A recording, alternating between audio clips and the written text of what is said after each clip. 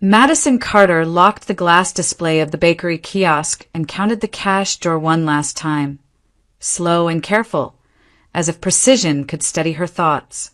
The numbers came out right. They always did. She wiped the counter, swept the floor, and folded her apron with practiced neatness before slipping it into her bag. Outside, the evening air smelled of metal and old rain.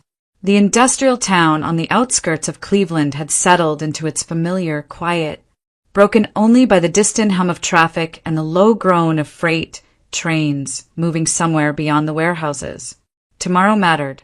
Tomorrow, she would meet her fiancé's parents. The thought tightened her chest as she pulled her jacket closed and started the walk home. Lucas had reassured her more than once. He had said his parents were kind, progressive, not the sort to judge. He had said wealth did not make them cruel. Madison wanted to believe him. Still, she had spent the entire day with a knot in her stomach, measuring time by the ticking of the wall clock and the steady stream of customers who came and went without noticing the girl behind the counter rehearsing polite smiles in her head. She was 21 years old and had learned early not to expect favors from the world. Poverty had followed her like a shadow for as long as she could remember. Her adoptive parents had loved her in their own broken way, but alcohol had always come first. There were weeks when the refrigerator held nothing but a half-empty bottle and a jar of mustard. Winters meant patched coats and shoes worn thin at the soles, the cardboard inside damp and curling. Shame had become a second skin. She learned to lower her eyes, to keep quiet, to make do. As she walked, memories rose uninvited. She saw herself as a child, standing in a school hallway with the other girls, listening as they compared new sneakers and birthday parties. She remembered pretending she did not care, pretending she was above it all, while counting the days until her shoes finally gave out. She remembered asking for money once, just once, and being told there was nothing to give. Not today, not ever. The night her parents died returned to her with the same dull ache it always carried. Poisoned alcohol, cheap and carelessly mixed. The police had called it an accident. The hospital had called it inevitable. Madison had been 18 then, old enough to understand what had happened and young enough to feel hollowed out by it. She had stood in the small kitchen afterward, staring at the bottle left on the counter, and felt something inside her close for good. Grief had come later. Independence had come immediately. She had moved out soon after, taking a room in a dorm and enrolling in culinary school with money scraped together from odd jobs and quiet determination. Cooking had been the one place where she felt capable, where effort turned into something real and warm. When restaurants refused to hire her as a chef because she lacked experience, she took the job at the kiosk without complaint. She learned, she watched, she waited. She told herself patience was a skill like any other. The house appeared ahead, solid and dark against the night. It was larger than most in the area. Built of stone decades ago, the kind of place meant to last. Madison had grown up there and never understood how her parents had managed to keep it. The roof leaked every spring. The walls held the cold in winter. Still, it was hers now, and she kept it as clean as she could. She paused at the door, keys in hand, and took a breath. Tomorrow, she would step into a different world. Lucas came for money. He spoke easily about investments and business, about dinners and places she had only seen from the outside. He treated her with a gentleness that still surprised her, as if she were something precious rather than something fragile. Part of her feared that kindness could vanish the moment his parents saw where she came from. Inside, she set her bag down and moved through the rooms, straightening a chair, aligning a picture frame, touching each familiar surface as if to remind herself that she belonged somewhere. She was grateful for the life she had built with her own hands. She was afraid of losing it. Both feelings lived side by side, quiet and persistent. When Madison finally turned off the lights and went to bed, sleep did not come easily. She lay awake, listening to the house settle, rehearsing conversations that had not yet happened. Insecurity whispered, but resilience answered. Whatever tomorrow brought, she would face it the same way she always had, carefully, honestly, and without asking for more than she was owed. Madison left her adoptive parents' house a few weeks after the funeral, carrying a single suitcase and a cardboard box tied with twine. There was no dramatic farewell. By then, the house already felt empty, stripped of noise and purpose. She moved into a narrow dorm room near the culinary school on the other side of town, sharing a hallway with strangers who had their own plans and their own families waiting somewhere beyond the city limits. For the first time, she lived entirely on her own terms. Culinary school became her anchor. The building was old, the equipment worn but functional, and the classrooms smelled constantly of flour, oil, and steam. Madison arrived early every day and stayed late whenever she was allowed. She listened more than she spoke. She took notes carefully, memorized techniques, and practiced until her hands ached. Cooking gave her a sense of order that her childhood never had. Follow the steps. Respect the process. If you worked honestly, the result would speak for itself. She finished her program with solid marks and quiet pride. That pride dimmed quickly once she began searching for work. Restaurants wanted experience she did not have. They wanted speed, confidence, proof that she could handle pressure without supervision. Interviews ended politely, with the same phrase repeated in different forms. Come back after 6 months somewhere else. Try again later. Madison nodded, thanked them, and walked out without protest. She had learned long ago that disappointment was easier to manage when you did not argue with it. When the position at the bakery kiosk was offered, she accepted immediately. The work was simple on paper. Sell pastries, make change, keep the display clean. In practice, Madison treated it as an apprenticeship. She watched how the bakers handled dough, how they adjusted recipes based on humidity and heat. During slower hours, she asked questions and listened closely to the answers. She learned the names of ingredients, the reasons behind each step.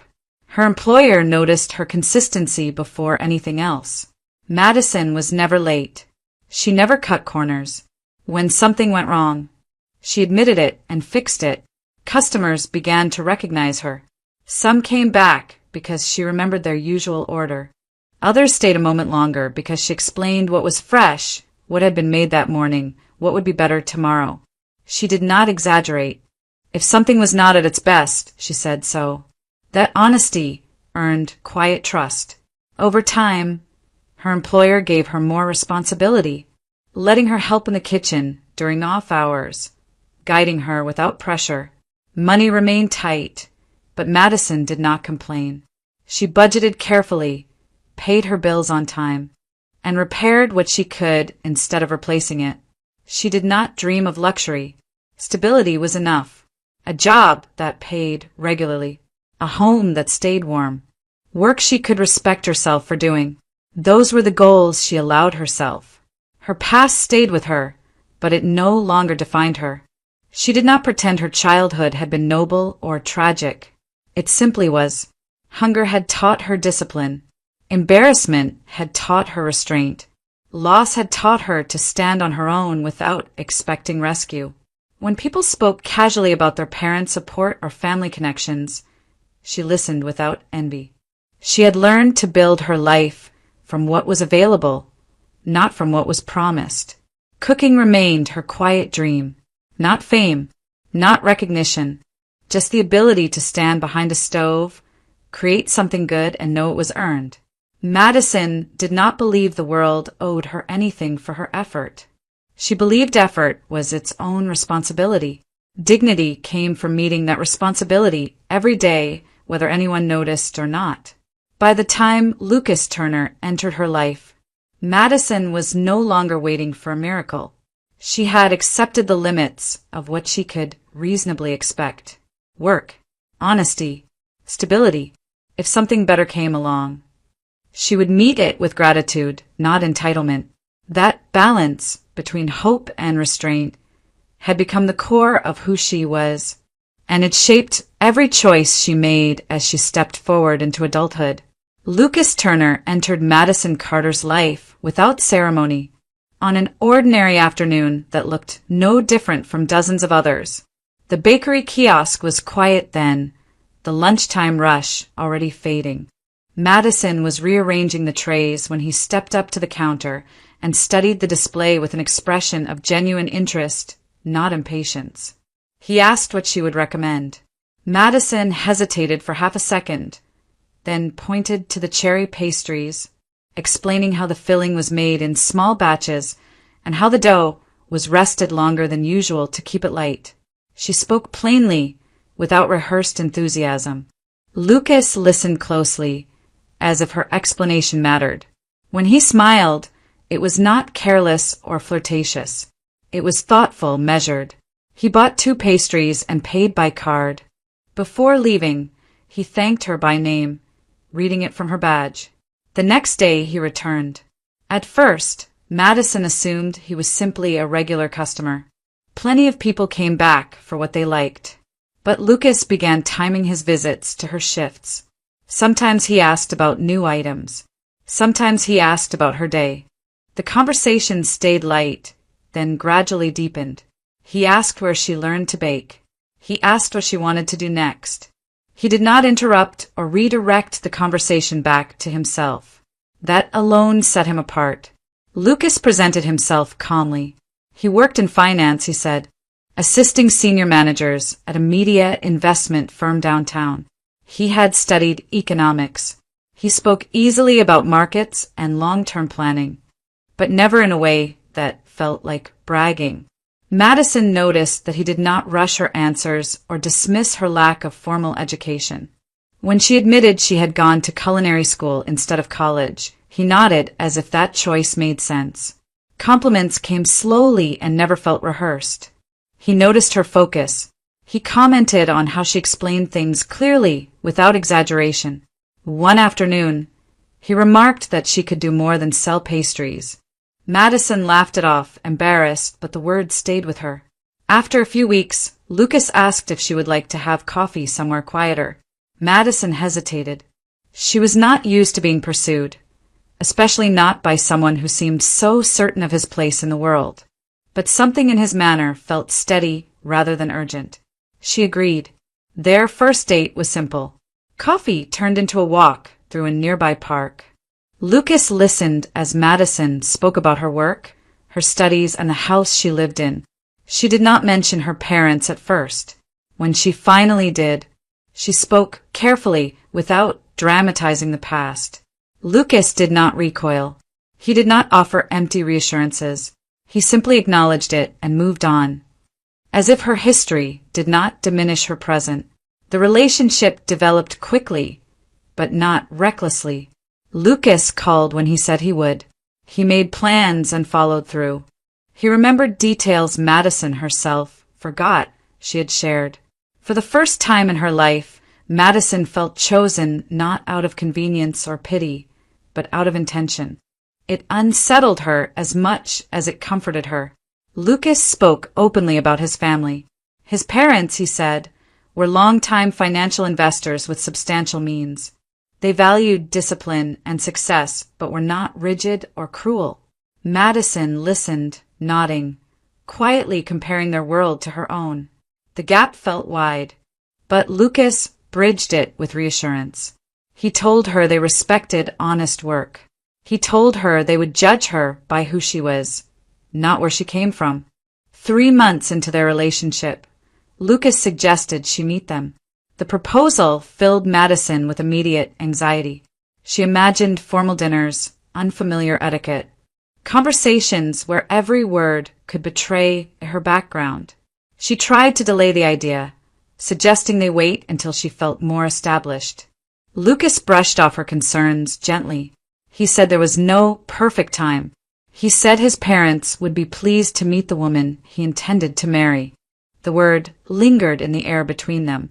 Marriage. Madison searched his face for doubt and found none. He seemed serious, grounded, unembarrassed by his intentions.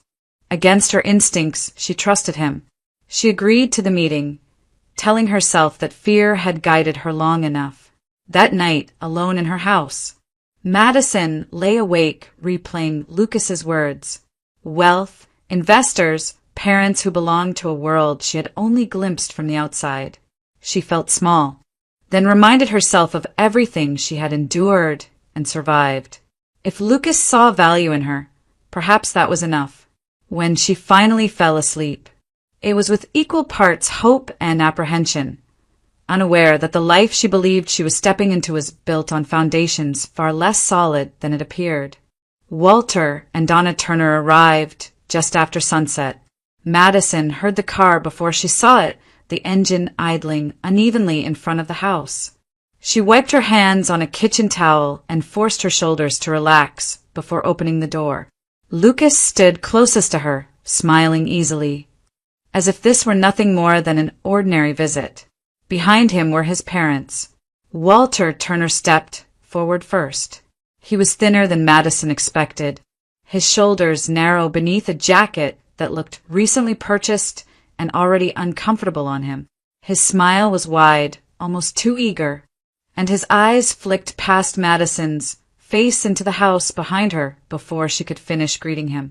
Donna followed closely, gripping her purse with both hands, her expression overly bright, as if she were bracing herself for judgment.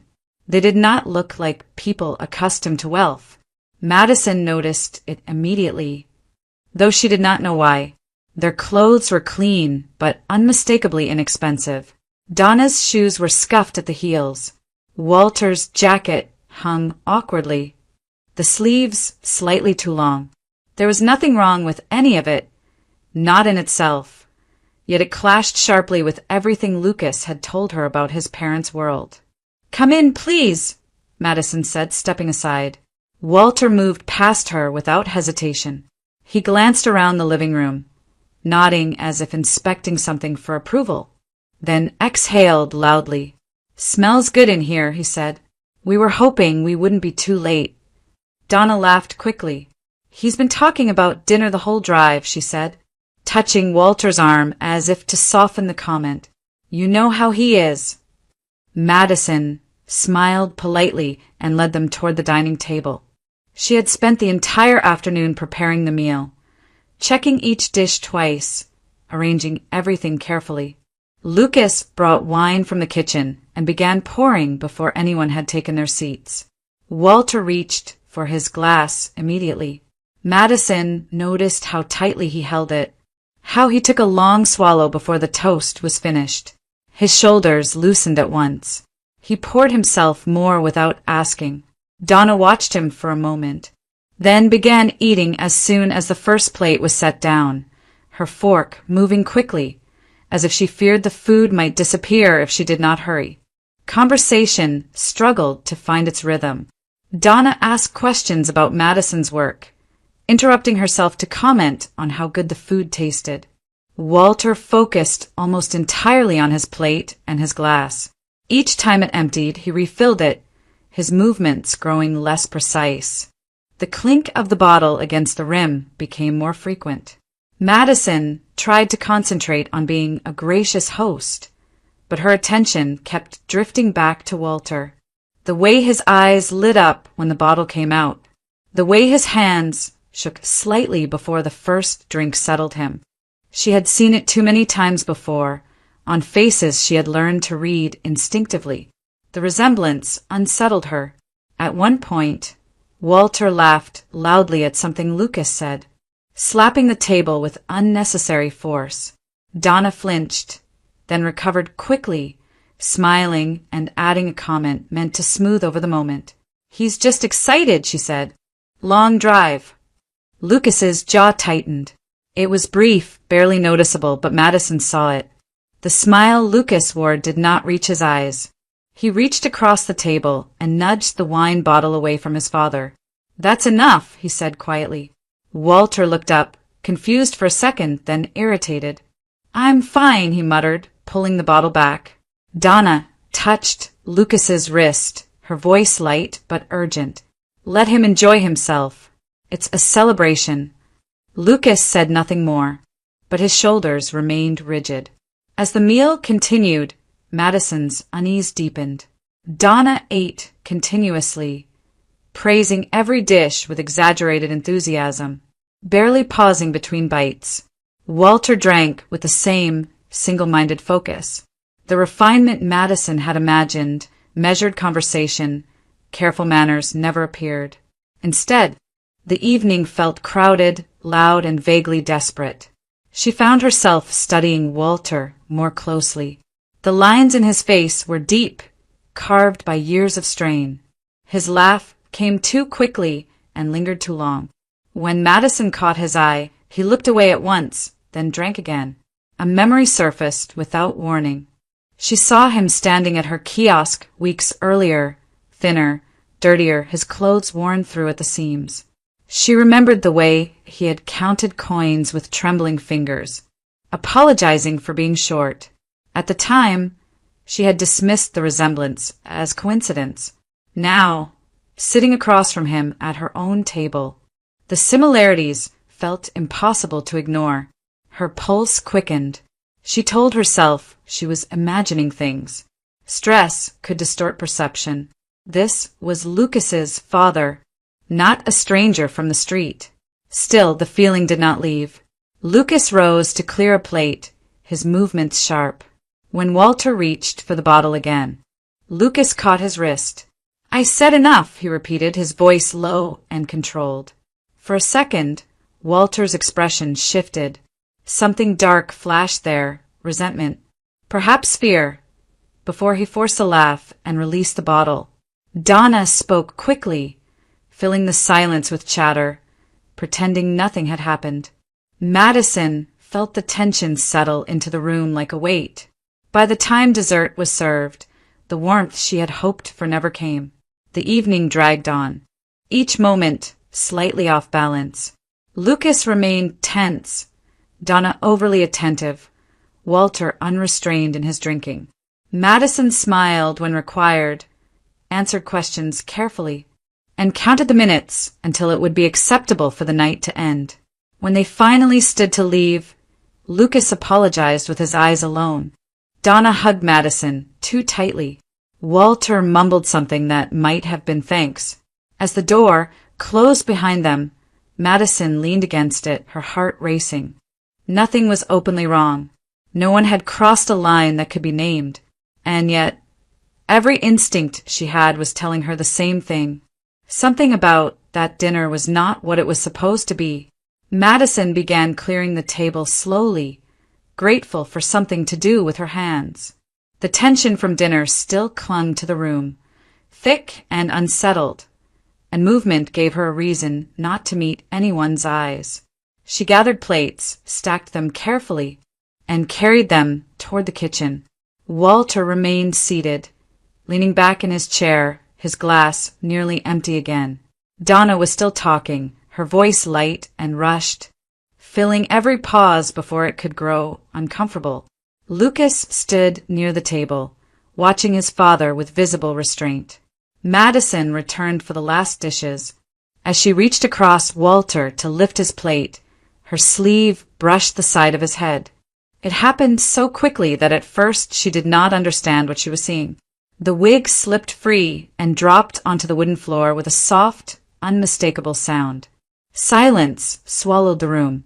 Walter froze, his face draining of color as his bare scalp was exposed under the overhead light. It was unmistakable, not thinning hair, not receding, completely bald, with a wide, familiar patch of uneven skin that Madison had seen before. Her breath caught in her throat. She knew that head. The image flashed through her mind with painful clarity. The kiosk, the smell of rain and exhaust, a man standing awkwardly at the counter, apologizing as he counted coins with shaking fingers. The same scalp, partially hidden beneath a worn cap. The same eyes downcast and embarrassed. She had given him pastries that day, slipping them into a bag without asking for payment, pretending it was nothing. That man was sitting at her table. "Oh, my goodness," Madison said instinctively, her voice barely audible.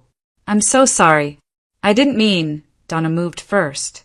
She laughed too loudly and rushed forward, bending to snatch the wig from the floor. "Oh, Walter," she said with exaggerated cheer, brushing invisible dust from it. "You and this thing.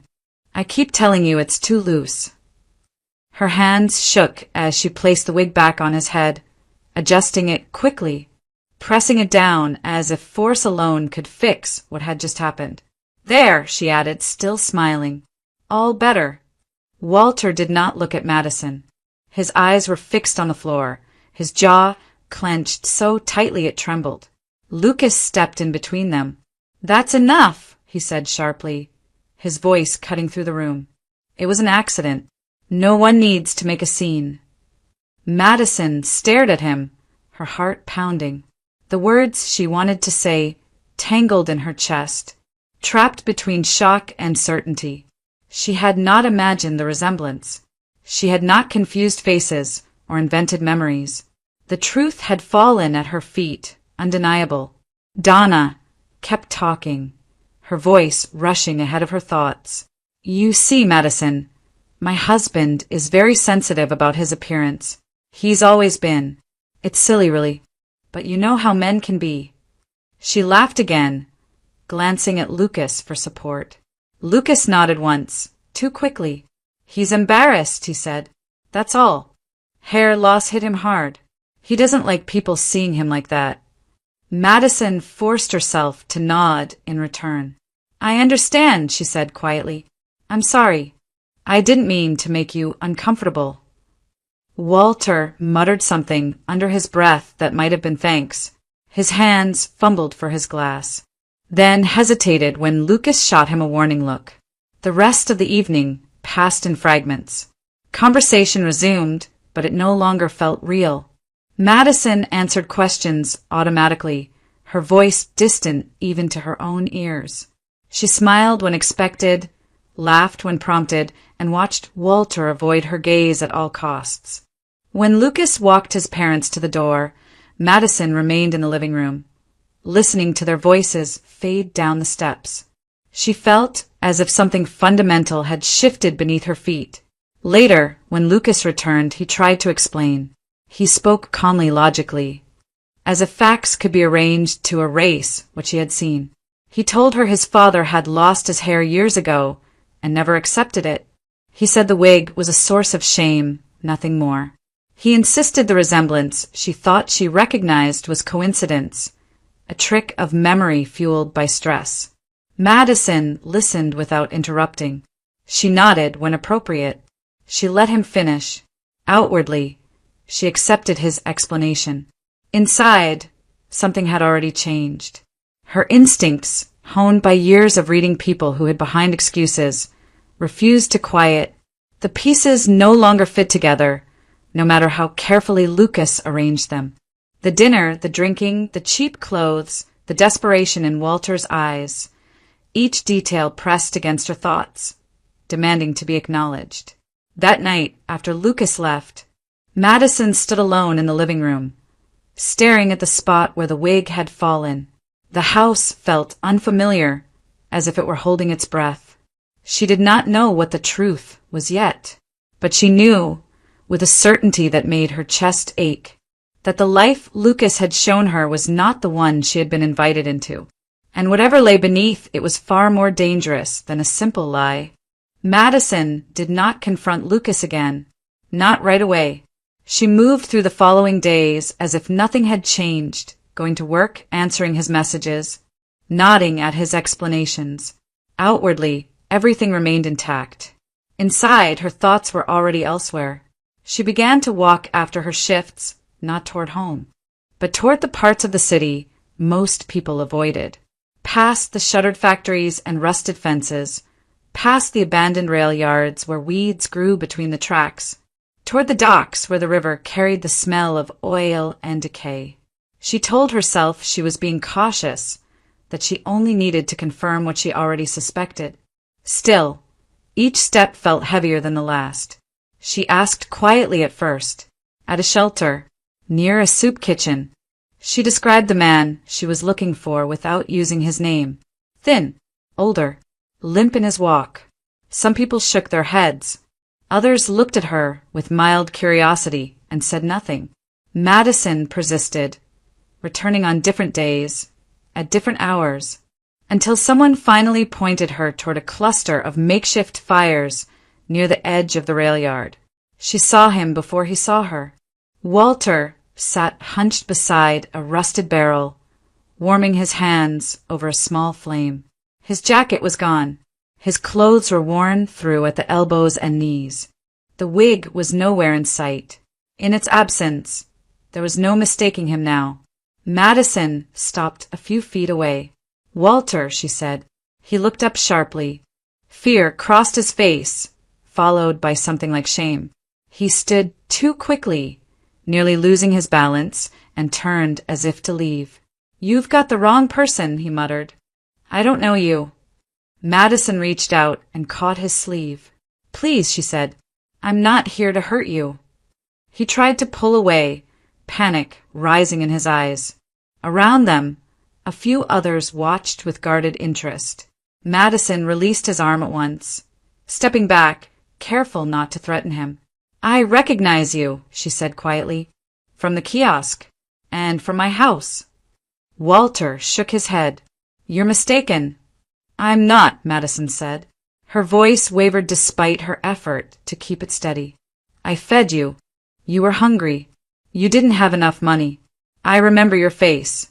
I remember your head." The words hung between them.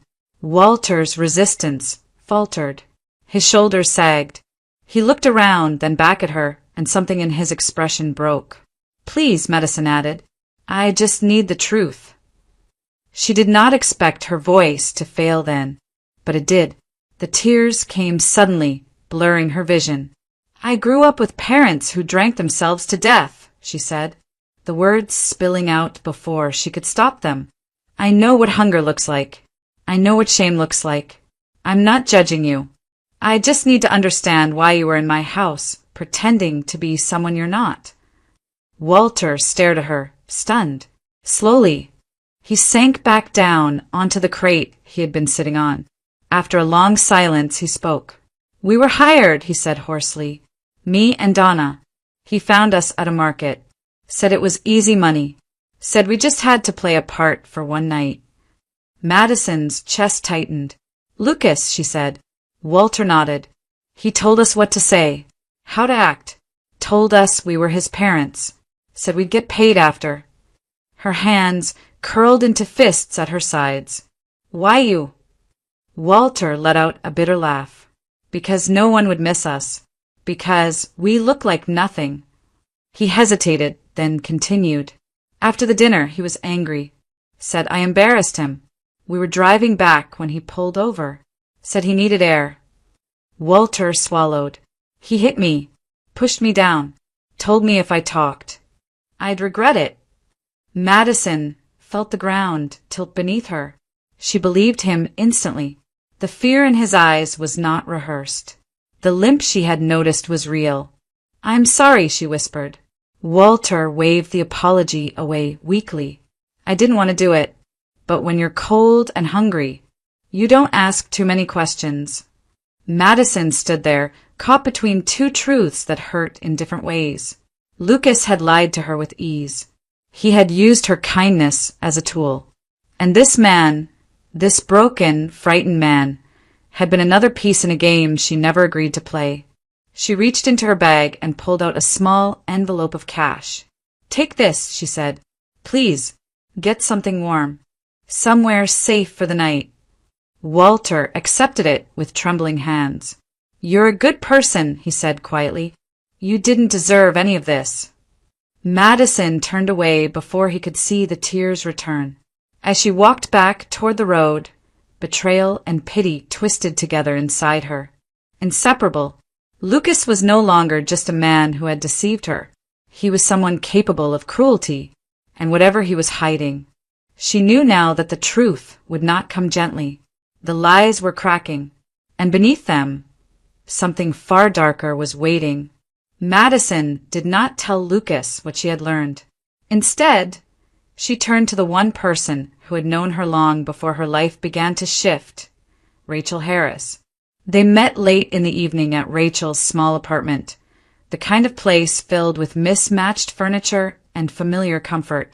Madison spoke carefully at first, choosing her words as if they might collapse under their own weight. She told Rachel about the dinner, the wig, the man from the rail yard. When she finished, she waited for disbelief. Rachel did not laugh. She did not interrupt. She listened in silence, her expression tightening with each detail. "Let me help you," Rachel said finally. "But we do this quietly." Rachel had always been observant. Growing up, she had been the one who noticed patterns others ignored, who remembered license plates and schedules without effort. She agreed to follow Lucas for a few days. Nothing obvious, nothing reckless. Just enough to see what he did when Madison was not around. Madison hated the idea immediately. It felt like a violation, like stepping outside the person she believed herself to be. But the image of Walter's bruised face returned, along with the certainty that Lucas was no longer who he claimed to be. Rachel started the next morning. She followed Lucas from a distance, careful to vary her routes and timing. The first day revealed little beyond his commute into downtown Cleveland. On the second day, things changed. Lucas did not take his usual car. Instead, Rachel watched him step out of a glossy black luxury sedan parked near his apartment, the kind of car Madison had only seen in advertisements. Rachel photographed it discreetly, capturing the license plate and the rental decal near the windshield. Later that evening, Lucas drove to a hotel near the center of the city. Rachel recognized it at once, a high-end place with a discreet entrance and tinted windows. She waited across the street, heart pounding, telling herself to remain calm. A woman joined him less than 10 minutes later. She was well-dressed, confident, and clearly familiar with the setting. She slipped her arm through Lucas's without hesitation. They laughed as they entered the hotel together, moving with the ease of people who had done this before. Rachel took photographs until her hands shook. Over the next 2 days, the pattern repeated. Different rental cars, expensive restaurants, the same hotel, the same woman. Lucas paid easily, never hesitating, never checking prices. The man Madison knew, careful, restrained, considerate, did not exist in these moments. When Rachel showed Madison the photos, the room seemed to tilt. Madison studied each image slowly, forcing herself not to look away. Lucas leaning against the car, smiling in a way she had never seen. Lucas holding the hotel door open for another woman. Lucas disappearing into a world he had carefully kept separate. She did not cry at first. She felt numb, as if her body had not yet caught up to what her mind already understood. "He has another life," Madison said quietly. Rachel nodded. "And he's been funding it." The words settled heavily between them. Madison tried to make sense of it. She replayed every conversation, every promise. None of it explained why Lucas had chosen her. She had no savings, no investments, no access to money. Everything she owned was visible, modest, accounted for. "There's nothing for him to take," she said, frustration breaking through her composure. "I don't have anything. Just this house. It's old. It needs repairs. It's barely worth—" She stopped mid-sentence. Rachel looked at her carefully. "That house," she said. "You've always said you don't know how your parents kept it." Madison's stomach tightened. She had grown up accepting the house as a strange anomaly, too large for their income, too solid to have survived neglect. She had never questioned it deeply. It had simply been there. "What if that's what he wants?" Rachel continued. "Not you. Not money you don't have. But whatever's tied to that place." The idea took root instantly, spreading through Madison's thoughts with frightening clarity. Lucas had asked questions about the house. Casual ones, framed as interest. When was it built? Had it ever been renovated? Were there old documents? She had answered without suspicion. Now, Each question felt deliberate. Madison closed her eyes. Betrayal no longer came as a sharp pain. It had become a slow, spreading realization. Lucas had not chosen her for who she was. He had chosen her for what he believed she represented. The house was no longer just a home. It was the reason. As Madison sat there, holding her life in her hands through a series of photographs, she understood that whatever Lucas was after, it was buried deeper than lies about family or love. And if she wanted the truth, she would have to confront the past she had never been allowed to question. The second life had been exposed. The motive was beginning to surface. Rachel did not bring up her brother immediately. She waited until Madison had slept, until the shock in her eyes dulled into something quieter and more dangerous, determination. They met Detective Michael Harris in a modest diner on the east side of Cleveland, far from the downtown precincts and even farther from anything that could be called official. Michael was in his early 30s, calm in the way men became when they had learned how easily emotions could compromise judgment. He listened more than he spoke, the same way Rachel did, but with a sharper focus. Madison told her story from the beginning. The childhood, the house, the dinner, the wig, Walter, Lucas. When she finished, Michael did not rush to conclusions. He asked precise questions instead. Dates, addresses, names, how long Madison had lived in the house, whether there were documents, deeds, anything at all. "I'm not opening a case," he said carefully when she was done. "This will be off the books. If I find nothing, it ends there. If I find something, then you deserve to know."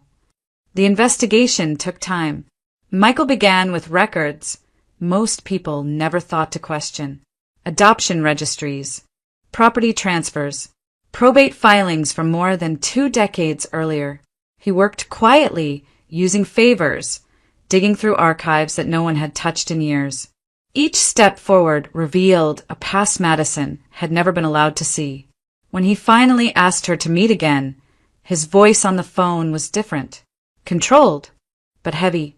They sat across from each other in his car, parked near the lake, the gray water stretching endlessly behind them. "You were adopted," Michael said plainly. The words landed without sound. Madison waited for her body to react, but it didn't. She had lived her whole life feeling misplaced, as if she had been dropped into the wrong story. In some strange way, the truth felt familiar. "Your biological parents were named Eleanor and Richard Parker," Michael continued. "They owned a logistics and manufacturing firm with international contracts. Not flashy wealth, real wealth, the kind that moves quietly." Madison's hands curled into her sleeves. "They died in a car accident," he said. "Interstate collision. Ice. 1 year after you were born." The details were clinical, but the impact was not. Madison imagined people she had never known, faces she had never seen, dying without knowing who she would become. "After their deaths," Michael went on, "a man named Timothy Teterin stepped in. Business associate, longtime advisor. He petitioned for guardianship and was granted it." Madison frowned. The name felt wrong in her mouth. "Then why?" "He didn't keep you," Michael said. "Not directly. Within months, he placed you with the Carters, your adoptive parents. At the time, they were functional. No criminal record. No documented substance abuse. They lived near one of the Parker properties." Michael paused before continuing. "The house you live in now isn't just a house. It's a secondary estate asset, a fallback property the Parkers kept under a separate trust." Madison's breath caught. "All liquid assets, accounts, investments, holdings were locked into a long-term trust in your name," he said. "Inaccessible until you reached legal adulthood. Teterin didn't have the access he expected. So he gave me away," Madison said quietly. "He didn't abandon you," Michael corrected gently. "He parked you." The words burned. Teterin had kept the house as leverage, allowed the Carters to live there rent-free in exchange for silence and compliance. They were never told the full truth. only that the property belonged to a trust connected to the child they were raising. And over time, as their lives collapsed into addiction, they never questioned it. And the money? Madison asked. Michael looked at her steadily. Still there, accruing, untouched. You are the sole heir. The number he mentioned next made the world tilt. Multi-million. Madison laughed once, sharply without humor. I sold pastries for minimum wage. And someone knew, Michael said, or suspected. The pieces aligned with terrifying clarity. Lucas's interest in the house, his fixation on history, the lies layered so carefully they had almost worked. Tatarin died last year, Michael added. Natural causes, but he left behind a son. Madison already knew the answer. Lucas Turner, she said. Michael nodded. Real name, Lucas Tatarin. Silence stretched between them, thick and suffocating. He knew, Madison whispered. He always knew. He didn't know where the trust access was, Michael said, only that the key wasn't in the main estate, which meant it had to be tied to the fallback property. Her home, the walls she had scrubbed, the rooms she had survived in, the house that had sheltered her from a childhood that could have been even worse. It had never been random. By the time Madison stepped out of the car, the past had finally come into focus, not as tragedy alone, but as a carefully buried truth, one that others had circled for years, waiting for the moment she became useful. She had spent her life believing she was lucky to have anything at all. Now she understood why so many people had lied to keep her from knowing just how much had always been hers. Madison waited 3 days before calling Lucas. Her voice, when she finally did, was steady, apologetic, soft in all the ways he expected it to be. She told him she had been overwhelmed, that she missed him, that she hated how things had ended between them. She said she wanted to talk properly at her house, just the two of them, a chance to clear the air. Lucas hesitated only for a second. Of course, he said, warmth slipping easily back into his tone. I was worried about you. Madison thanked him and ended the call. Her hands were trembling when she set the phone down, but her decision did not waver. That evening, she prepared the house carefully, not with romance, but with intention. The living room lights were on, the curtains open, nothing hidden, nothing staged except the truth. Walter arrived first. He moved slowly now, favoring his injured leg.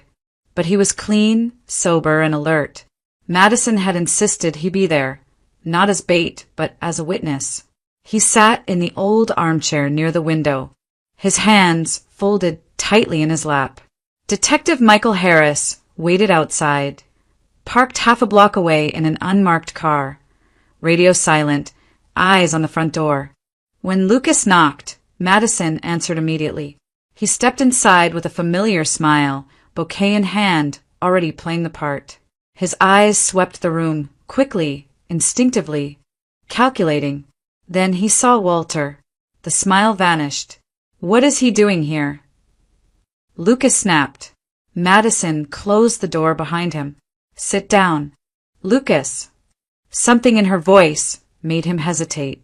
Slowly, he set the flowers on the table and remained standing, his posture tense. I know who you are, Madison said. Lucas laughed, sharp and dismissive. Is this about the hair again? I thought we were past. Lucas Tatarin, she continued, son of Timothy Tatarin. The room went very still. Walter looked down at the floor. Lucas stared at Madison, disbelief flickering across his face before curdling into something darker. So he said slowly, You figured it out. You lied to me, Madison said, about everything. Lucas's jaw tightened. The charm drained away, replaced by irritation, then open contempt. You think you're special, he sneered. You think this was about love. Walter flinched. My father told me everything before he died, Lucas continued, pacing now. About the Parkers, about the trust. About the fallback property. This place. He gestured around the room. He swore the key was hidden here, somewhere no one would think to look. Madison listened without interrupting. The engagement, the parents, it was all necessary, Lucas said. I needed access. Time. Your trust. You would have handed me everything eventually. You almost did. And Walter? Madison asked quietly. Lucas shrugged. Collateral. Cheap labor. He played his part. You broke his leg, she said. Lucas smirked. He should have kept his mouth shut. The words hung in the air, ugly and final. Madison stepped back, creating space between them. That's enough, she said. Lucas frowned. Enough of what? The sound of sirens cut through the night. Lucas turned toward the window just as the front door opened behind him. Detective Harris entered with 2 uniformed officers. Lucas Teterin, Harris said evenly. You're under arrest for fraud, conspiracy, identity falsification, and assault. For a moment, Lucas looked stunned. Then he laughed, loud, bitter, unhinged. You think this ends well for you? He spat at Madison as the cuffs snapped around his wrists. You'll choke on that money. People like you always do. Madison met his gaze calmly. I survived without it, she said. I'll be fine with it. Lucas had no reply. As the officers let him out, Walter exhaled shakily, tears streaking down his face. Madison crossed the room and rested a hand on his shoulder, grounding him. The house felt different once the door closed. Quieter, lighter. Madison stood in the center of the room, her past and future no longer colliding, but finally separating into something she could understand. She had been chosen once for the wrong reasons. Now she was choosing herself. The house did not give up its secret easily. After Lucas was taken away, Madison did not rush. She spent 2 days simply being in the space again, walking through rooms that suddenly felt unfamiliar, touching walls that now carried meaning she had never been allowed to know. Detective Michael Harris returned on the 3rd evening, tools in hand, methodical and patient.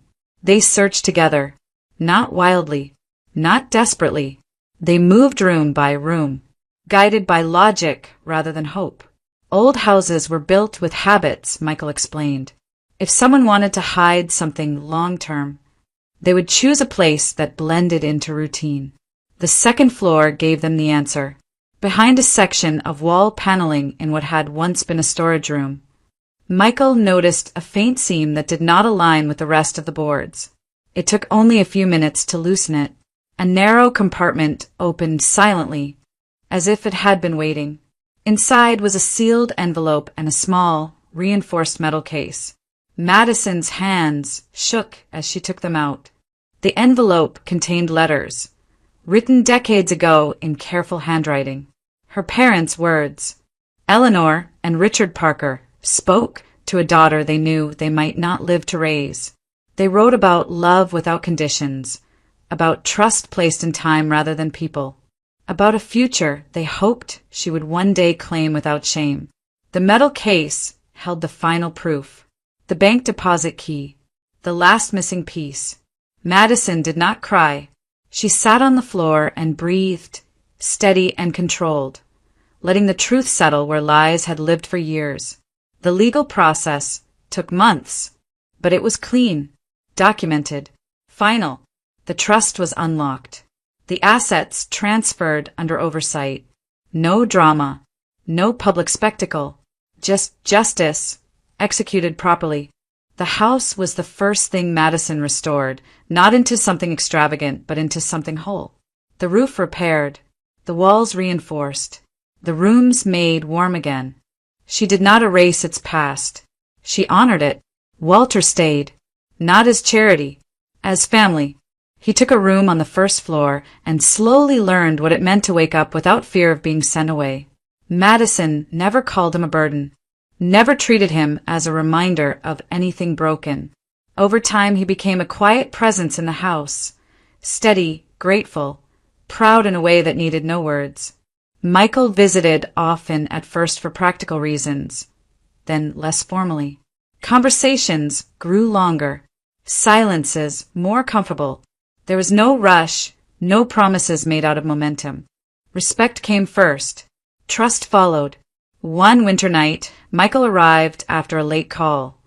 An abandoned infant found during a welfare check. No family, no immediate placement. Madison did not hesitate. They talked. They waited. They decided. The baby came home with them that night. Raising a child together changed everything, slowly and honestly. Madison learned that love did not need blood to be real. It needed presence, choice, responsibility carried willingly.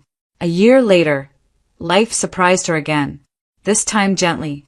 Madison stood in the kitchen one morning, sunlight catching the edges of the counter, and realized she was no longer alone in her body.